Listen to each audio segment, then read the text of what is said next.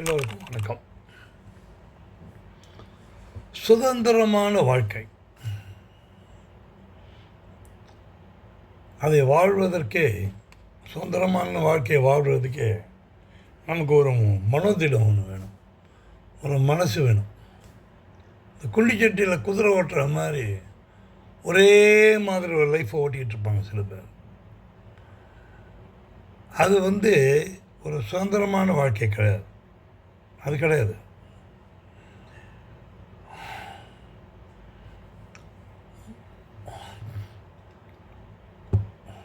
மனதை திடப்படுத்திக்கிறதுக்கு அதற்கு முதல்ல விடுதலைங்கிற ஒரு மனோபாவத்தை உருவாக்கிக்க வேண்டும். அதாவது அதோ அந்த பறவை போல வாழ வேண்டும் சொல்கிறது புரியாது, போக புரியும்.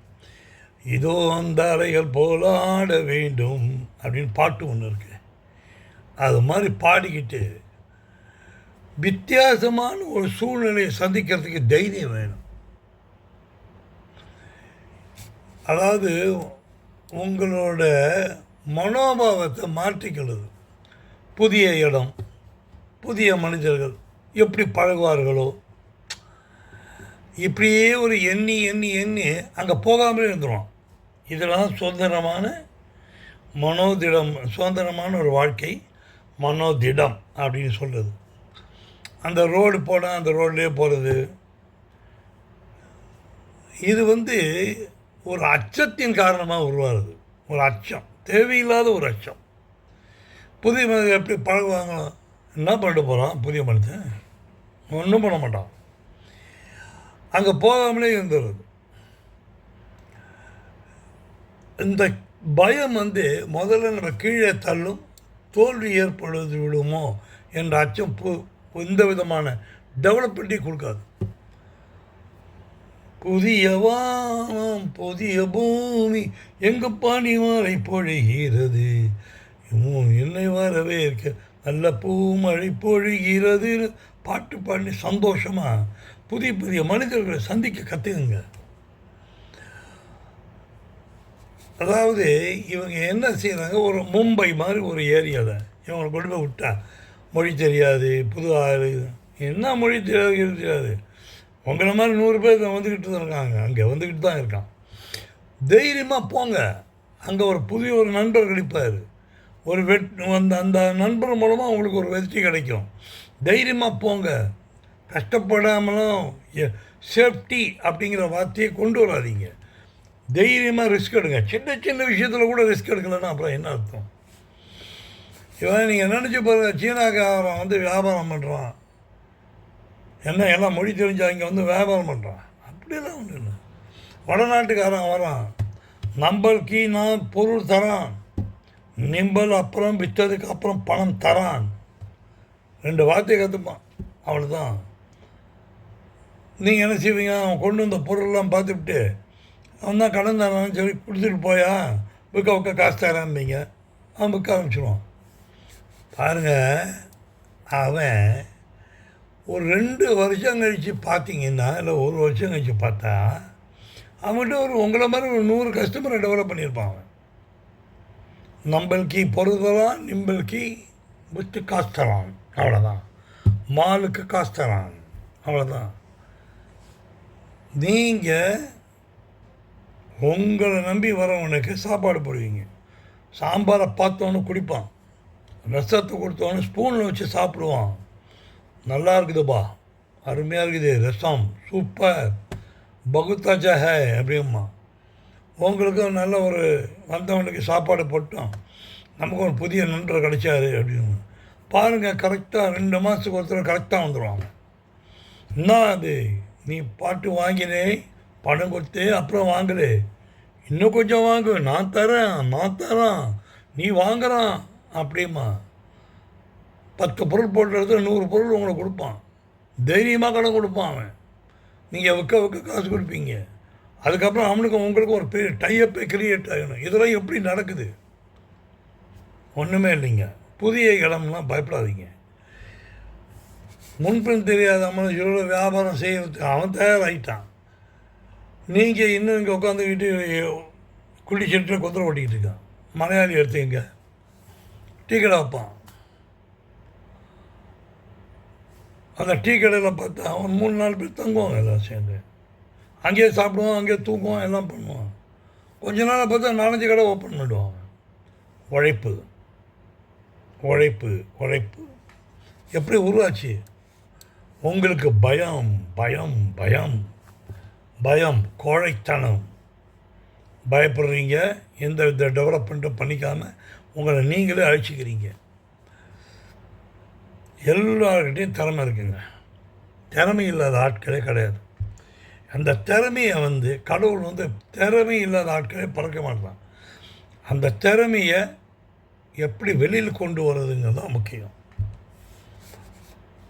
ஒரு 50 வயசு குழந்தை, எப்படி 50 வயசு குழந்தை கவர்மெண்ட் எம்ப்ளாயி, அது தூத்துக்குடியிலேருந்து சென்னைக்கு மாற்றுவாங்க. அப்படியே, சார் எனக்கு யாரையும் தெரியாது சார், எதுவும் போக தெரியாது சார், தெரியாது சார், என்னை மாற்றாதீங்க சார் அழுவான். அந்த இங்கே வருவார், வேறு வழியில் ட்ரான்ஸ்ஃபர் பண்ணால் வந்தால் தீரணும். இங்கே வருவார், பெரிய பெரிய மனிதர்களோட நட்புலாம் கிடைக்கும், நல்லா டெவலப் ஆகிடுவார். இப்போ திரும்ப அழுவார், யோ என்னை திரும்ப அங்கே ட்ரான்ஸ்ஃபர் பண்ணாதையா, நான் இங்கேயே இருக்கேயா, நிறையா பேரோட நட்புலாம் கிடச்சிருச்சு, நான் இங்கே நல்லா சந்தோஷமாக இருக்கேன். இப்போ வேறு இந்த அழுகை வேறு விதமாகவும் இன்னொரு விதமாக போகும். ஐயோ, வேலைக்கு சேர்ந்த 30 வயசுல 32 வயசுலேயே இங்கே வராமல் போயிட்டோமே அப்படின்னு வருத்தப்பட்டுருப்பார். இங்கே பாருங்கள், புதிய இடம், புதிய மனிதர்கள், இவரை கண்டு பயப்படாதீங்க. எல்லோரும் மனிதர்கள் தான், அவங்களுக்கு ஒரு உதவி வேணும். யாரோ ஒருத்தன் ஒவ்வொரு விதமாக உங்களுக்கு உதவி செய்வான், நீங்கள் அவங்கள்ட்ட உதவி பெறலாம். இதுதான் எல்லாத்தையும் பார்த்து பயந்து பயந்து பயந்து பயந்து. பாவக்காய் கறியா, பாவக்காய் சாப்பிட முடியலையா, பிடிக்கலையா, பிடிக்கல சொல்லிப்பாங்க, தானே விஷமான்னு சாப்பிட்டு தான் பாருங்கண்ணே. மெக்சிகன் உணவு இருக்குது, அதை சாப்பிட்டு தான் பார்ப்போமே, அது என்ன விஷமான்னு, அது என்னடா இருக்குது அதுக்குள்ள பார்ப்போம், சாப்பிட்டு பார்ப்போமே என்ன ஆகிட போகுது. ஆண்கள், உங்களுக்கெல்லாம் ஒரு விஷயம் தெரியும், உணவு சமைக்கிற இடத்துல பெண்கள் தான் சமைச்சிருப்பாங்க. நலபாகம் அப்படின்னு சொல்லுவோம். நலன்னா யாருன்னு, ராஜா, நலராஜாவோட உணவு பேர் நலபாகம். ஏன்னா அவ்வளோ அருமையாக சமைப்பாராம். ஆம்பளை தானே சமைச்சார்ல, நீங்களும் சமைக்க ஒரு வித்தியாசமாக இருக்கட்டுமே. முதல்ல தப்பு பண்ணுவீங்க, போக சரியாயிடும்.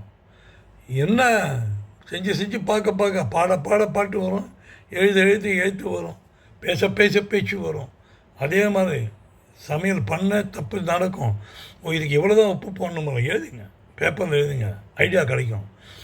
கடைசியில் நீங்கள் ஒரு புதுவிதமான உணவே கண்டுபிடிப்பீங்க. நீங்கள் எல்லாமே உங்கள் கையில் தாங்க இருக்குது, எல்லாமே உங்கள் கையில் இருக்குது. இங்கே ஆண் வேலை பெண் வேலை வித்தியாசம் இல்லை, எல்லோரும் ஒன்று தான். இப்போலாம் அதெல்லாம் அந்த காலம்லாம் மலையேறி போச்சு. ஒழுங்க செய், அதையே வித்தியாசமாக செய். நான் எப்போவும் சொல்கிற வார்த்தை தான். நான் வேலைக்கு போக வேணும், எனக்கு படிச்சிருக்கேன், ஏன் வேலை செய்யணும்? ஒரு சுய தொழில் பண்ணி பாருங்கள், நீங்களே பண்ண முடியும். உங்களுக்குன்னு ஒரு திறமை இருக்குது. முதல்ல ஒரு 30 வருஷத்துக்கு வேண்டிய திட்டங்கள்லாம் தீட்ட ஆரம்பிங்க. நான் எப்படி இருக்கணும் அப்படின்னு ஆசைப்படுங்க, அதுக்கேற்ற மாதிரி யோஜனை பண்ணி பாருங்கள். நிறைய வித்தியாசம் நீங்கள் உங்களை நீங்களே டெவலப் பண்ணிக்க முடியும். யோஜனை பண்ணி ஐடியாஸ் வந்துக்கிட்டே இருக்கும். காலையில் ஏஞ்சோன்னு இன்றைக்கி காலையில் மறக்காமல் நம்ம உடற்பயிற்சி பண்ணணும், எக்ஸசைஸ்லாம் பண்ணணும், கரெக்டாக வச்சுக்கணும் அப்படி சொல்லிட்டு ஒரு கேலண்டர் எழுதி பாருங்கள். மாதத்துக்கு 5 நாள் கூட பண்ண மாட்டீங்க. உங்களால் உங்களுடைய சொந்தமாக நீங்களே எழுதியதையே நீங்கள் பண்ண மாட்டேங்கிறீங்க. ஏன்? ஒரு கேலண்டரில் போட்டு பாருங்கள், ரைட்டு போட்டு பாருங்கள், எழுதி பாருங்க, வித்தியாசமாக அதை எழுதி பாருங்கள். நீங்கள் எங்கெல்லாம் தப்பு நடக்குதுன்னு உங்களுக்கே தெரியும். அப்புறம் உங்களை நீங்களே நீங்கள் உங்களை பற்றி ஒரு மதிப்பை உருவாக்கிங்க. அப்போ என்ன ஆகும் அப்படின்னா, மதிப்பு ஏற்றிக்கணுங்கிற ஒரு வெறி ஒன்று வரும். இன்றைக்கி 5 நிமிஷம் எக்ஸசைஸ் பண்ணோமா, நான் 7 நிமிஷம் பண்ணுவேன், 7 நிமிஷம் பண்ணாமா 10 நிமிஷம் பண்ணுவேன், 10 நிமிஷம் பண்ணோமா, நாளைக்கு நான் வந்து 30 நிமிஷம் பண்ணுவேன். இப்படி மாற்றிக்கிட்டு இன்க்ரீஸ் பண்ணிட்டு போங்க. உடம்பு பலமாகவும் யோஜனை வரும். சரி, எல்லாமே நம்ம எடுக்கிற முடிவு தான். நம்ம மனசு தான் சொல்லப்போகுது. நம்ம செய்கிறதே நம்ம ஃபாலோ பண்ணலைன்னா என்ன கேதுங்க. ஒரு சின்ன எக்ஸாம்பிள், ஒரு விதவை பெண். அந்த வீடு வந்து ரொம்ப ஒரு ஆர்த்தடாக்ஸ் ஃபேமிலி. அந்த பெண் வந்து ஒரு வேறொரு ஜாதி பையனை ஆசைப்படுறான். இளம் விதவை. அவங்க அம்மா என்ன சொல்கிறாங்க, நீ தைரியமாக கல்யாணம் பண்ணிக்கமா, நான் சப்போர்ட் பண்ணுறேன் அப்படிங்கிறாங்க. அவங்க அப்பா அதுக்கு ஒத்துக்கல.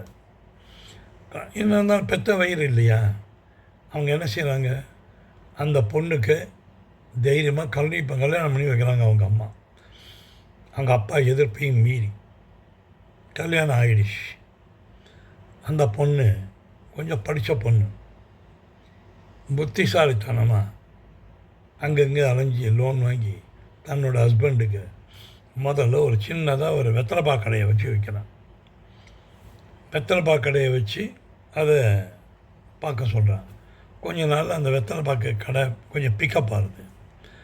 இதுக்கு நடுவில் அவங்களுக்கு 1-2 குழந்தை வேறு பிறந்தது. இப்போது அந்த படித்த பெண்ணுக்கு நல்லா தெரியும் எங்கெங்கே எப்படி லோன் அப்ளை பண்ணுது. அதுக்கேற்ற மாதிரி பேங்க்கை பீப்புளெலாம் காண்டாக்ட் பண்ணி கடையை இன்னும் கொஞ்சம் பெருசாக்கிறாங்க. அந்த பொண்ணோட அப்பா அந்த வீடு அவங்க சொந்த வீடு, செக்யூரிட்டி தரமாட்டேங்கிறார். ஆனால் அந்த பொண்ணு எந்த திட்டத்தில் எங்கே கிடைக்கும் அப்படின்னு கேட்டு தெரிஞ்சு எல்லாம் பண்ணி அந்த திட்டத்தில் போய் சேர்ந்து அவருக்கு அந்த பையனுக்கு ஒரு ஷாப் ஓப்பன் பண்ணியாச்சு. கடை பெருசாகிடுச்சு. கடையை பெருசாக்கிறதுக்கு வேண்டிய பணமும் வந்தாச்சு. கடையை பெருசாகிடுச்சு. இந்த இது நடுவில் அந்த பொண்ணோட அம்மா கல்யாணம் பண்ணி வச்சாங்கல்ல, அவங்க இறந்து போயிட்டாங்க. இந்த வயசானவருக்கும் அவங்க அப்பா இருக்கார் இல்லையா, அவருக்கும் கொஞ்சம் உடம்பு முடியாமல் போயிடுச்சு. என்ன தான் எவ்வளோ காலம் தான் வயசு அப்படியே இருக்கும். இப்போது அந்த இவர் வந்து அந்த மாப்பிள்ளை பையன் தான் வேறு ஜாதியில் கல்யாணம் பண்ணு, அவங்க தான் பார்த்துக்கிறாங்க, நல்லா பார்த்துக்கிறாங்க, நல்லா பார்த்துக்கிறாங்க. அவங்களுக்கு பையன் இருந்தால் கூட அவ்வளோ தூரம் பார்த்துக்க மாட்டான், அந்த அளவுக்கு பார்த்துக்கிறாங்க. கடைசியில் என்னாச்சு, அவரே கையை பிடிச்சிட்டு அழுகுறாரு.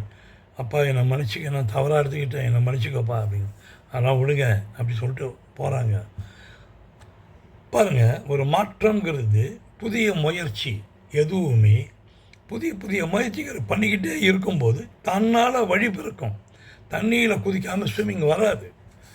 சிந்தனைகள் தேவை, அவ்வளோதான். ஒரு இன்டர்வியூ நடந்தது ஒன்று சொல்கிறேன். 3 இன்டர்வியூ அந்த கம்பெனியில் பண்ணுவாங்க. முதல் இன்டர்வியூவில் அந்த பையன் பாஸ் ஆகிட்டான். 2வது இன்டர்வியூவில் அதையும் பாஸ் பண்ணிட்டான். இப்போது அந்த பையனை வேலைக்கு எடுக்கணும்னா அந்த கம்பெனியோட எம்டி வந்து தான் எடுப்பார் இன்டர்வியூ. அது 1 வாரம் கழிச்சு வர சொல்லியிருக்காங்க, வந்தான். அவருக்கு முதல் கேட்ட கேள்வி என்ன தெரியுமா, உங்கள் அப்பா என்ன பண்ணுறாரு? இந்த மாதிரி மெட்டல் ஃபேப்ரிகேஷன் பண்ணிக்கிட்டு இருக்காரு. அப்போனா இங்கே உனக்கு வேலை கிடையாது. என்ன சார் சொல்கிறீங்க? ஏன் சார்? ஒன்றும் இல்லை, நீ உங்கள் அப்பாவுக்கு வயசாகிருக்கும், நீ சின்ன பையன், நீ ஏன் அவரோடு சேர்ந்து அந்த ஃபேப்ரிகேஷன் ஷாப்பை மேம்படுத்தக்கூடாது? அதை விட்டுட்டு என்கிட்ட இருந்து வேலைக்கு வர, நீல 10 பேருக்கு வேலை கொடுக்கணும், நீ ஏன் வர இங்கே அப்படின்னாரு. நான் பையனுக்கு ஒரு ஷாக் ஆகிடுச்சு. அது அவங்க அப்பா வந்து பழகாமல் சொன்ன, தம்பி வேலைக்கு போகாதடா, கம்பெனிக்கு வாடா அப்படின்னு எவ்வளோ தூரம் கூப்பிட்ருக்காரு. அவன் கேட்கலை. ஆனால் இப்போ பாருங்கள், வேறு ஒருத்தன் இன்டர்வியூ பண்ணி அவரு எம்டி சொல்கிறாரு, நான் இங்கே வேலை தரமாட்டேன், நீ உங்கள் அப்பாவை உன்னோட நாலேஜை உங்கள் அப்பாவோட கம்பெனியில் உபயோகப்படுத்தி நீ அந்த கம்பெனியை பெருசாக்கு, போ புறப்படு அப்படிங்களா. உனக்கு 10 பேருக்கு வேலை கொடு, போ. வெற்றி வேண்டுமா? போட்டு பாருடா எதிர் நீச்சல். வெற்றி வேண்டும். வித்தியாசமாக மனிதர்களோட பழக்க கற்றுக்குங்க, தைரியத்தை உருவாக்கிங்க, மனோதினம் தானாக டெவலப் ஆகும். வெற்றி தானாக வரும். வெற்றி என்று உங்கள் கீழே தான் இருக்குது. கையை நீட்டி பிடிச்சிக்கணும், அவ்வளோதான். வாழ்க வளர்க தம்பிகளா, உங்களாலேயே முடியும். யோசனை பண்ணி பாருங்க, நிச்சயமாக முடியும். வாழ்க. மீண்டும் சந்திப்போம்.